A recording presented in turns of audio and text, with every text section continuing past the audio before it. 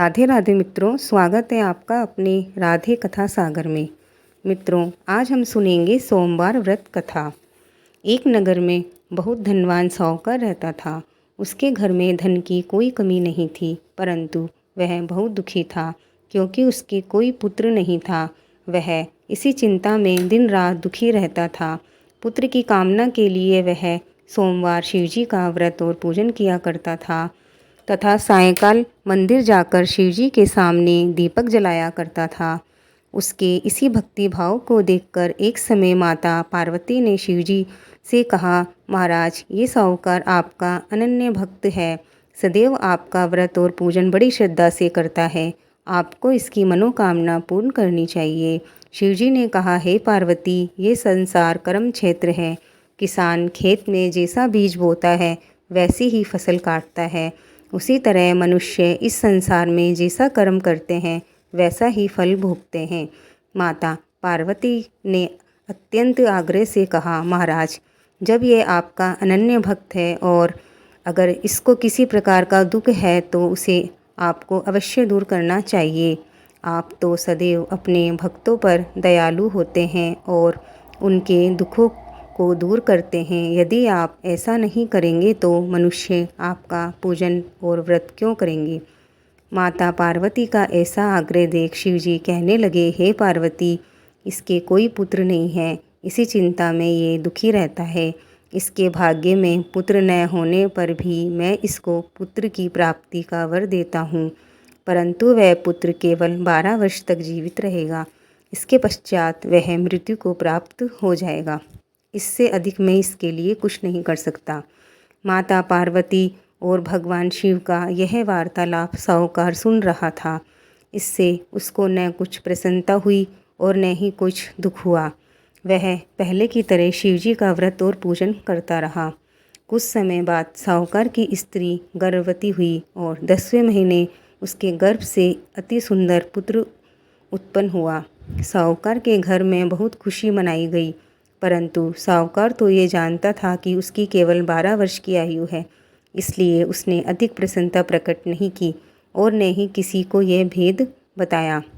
जब वह बालक 11 वर्ष का हो गया तो बालक की माता ने उसके पिता से उसका विवाह करने के लिए कहा। साहूकार ने कहा, अभी मैं इसका विवाह नहीं करूँगा, मैं अपने पुत्र को काशी पढ़ने के लिए भेजूँगा। साहूकार ने बालक के मामा को बुलाकर उसको बहुत सा धन देकर कहा, तुम इस बालक को काशी पढ़ने के लिए ले जाओ और रास्ते में जिस स्थान पर भी जाओ यज्ञ तथा ब्राह्मणों को भोजन कराते जाना तथा दक्षिणा देते जाना। दोनों मामा भांजे यज्ञ करते हुए, ब्राह्मणों को भोजन कराते हुए तथा दक्षिणा देते हुए काशी की ओर चल पड़े। रास्ते में उनको एक शहर पड़ा। उस शहर के राजा की कन्या का विवाह हो रहा था, परंतु जो राजकुमार विवाह कराने के लिए आया था वह एक आँख से काना था। उसके पिता को इस बात की बड़ी चिंता थी कि कहीं राजकुमार को देख राजकुमारी तथा उसके माता पिता विवाह में किसी प्रकार की अड़चन पैदा ना कर दे। जब उसने अति सुंदर सेठ के लड़के को देखा तो मन में विचार किया कि क्यों ना द्वाराचार के समय इस लड़के से वर का काम चलाया जाए। ऐसा मन में विचार कर राजकुमार के पिता ने उस लड़के और उसके मामा से बात की। वे राजी हो गए। फिर उस साहूकार के लड़के को वर के कपड़े पहनाकर तथा घोड़ी पर बैठाकर कन्या के द्वार पर ले गए। सभी कार्य प्रसन्नतापूर्वक हो गया। राजकुमार के पिता ने सोचा कि यदि विवाह कार्य भी इसी लड़के से करा लिया जाए तो क्या बुराई है। ऐसा विचार कर लड़के और उसके मामा से कहा, यदि आप फेरों और कन्यादान के काम को भी करा दें तो आपकी बड़ी कृपा होगी। मैं इसके बदले आपको बहुत सारा धन दूंगा। दोनों ने इसे सहर्ष स्वीकार कर लिया और विवाह कार्य भी बहुत अच्छी तरह संपन्न हो गया। सेठ का पुत्र जिस समय जाने लगा तो उसने राजकुमारी की चूंदड़ी के पल्ले पर लिख दिया, तेरा विवाह मेरे साथ हुआ है, परंतु जिस राजकुमार के साथ तुमको भेजेंगे वे एक आँख से काना है।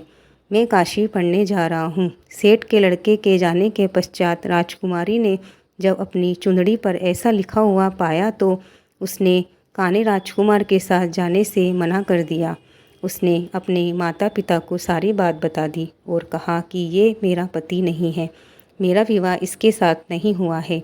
जिसके साथ मेरा विवाह हुआ है वह तो काशी पढ़ने गया है। राजकुमारी के माता पिता ने अपनी कन्या को विदा नहीं किया और बारात वापस चली गई। उधर सेठ का लड़का और उसका मामा काशी पहुँचे। वहाँ जाकर उन्होंने यज्ञ करना और लड़के ने पढ़ना शुरू कर दिया। जिस दिन लड़के की आयु 12 साल की हुई उस दिन उन्होंने यज्ञ रचा था। लड़के ने अपने मामा से कहा, मामा जी आज मेरी तबीयत कुछ ठीक नहीं है। मामा ने कहा, अंदर जाकर सो जाओ। लड़का अंदर जाकर सो गया और थोड़ी देर में उसके प्राण निकल गए। जब उसके मामा ने आकर देखा कि उसका भांजा मृत पड़ा है तो उसको बड़ा दुख हुआ। उसने सोचा कि अगर मैं अभी रोना पीटना मचा दूंगा तो यज्ञ का कार्य अधूरा रह जाएगा। अतः उसने जल्दी से यज्ञ का कार्य समाप्त कर ब्राह्मणों के जाने के बाद रोना पीटना शुरू कर दिया। संयोगवश उसी समय शिव पार्वती उधर से गुजर रहे थे। जब उन्होंने ज़ोर ज़ोर से रोने की आवाज़ सुनी तो पार्वती कहने लगी, महाराज कोई दुखी आदमी रो रहा है, इसके कष्ट को दूर कीजिए। जब शिव पार्वती वहाँ पहुँचे तो उन्होंने पाया कि ये वहाँ लड़का मृत पड़ा था। माता पार्वती कहने लगी, महाराज ये तो उसी सेठ का लड़का है जो आपके वरदान से उत्पन्न हुआ था। शिवजी ने कहा, हे पार्वती इसकी आयु इतनी ही थी, वह ये भोग चुका है।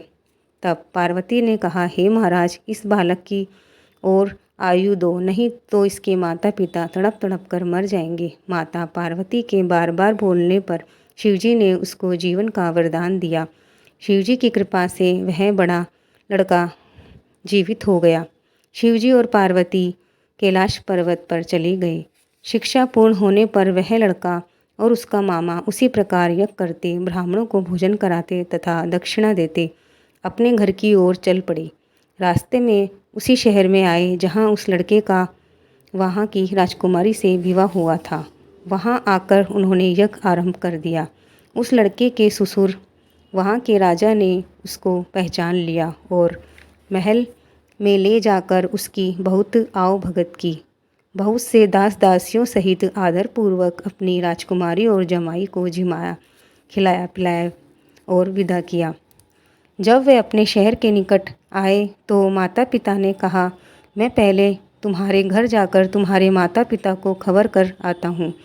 जब उस लड़के के मामा घर पहुँचे तो लड़के के माता पिता घर की छत पर बैठे थे।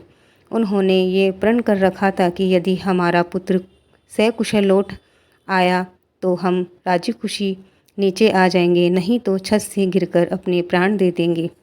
उस लड़के के मामा ने आकर जब ये समाचार दिया कि आपका पुत्र आ गया तब उनको विश्वास नहीं हुआ।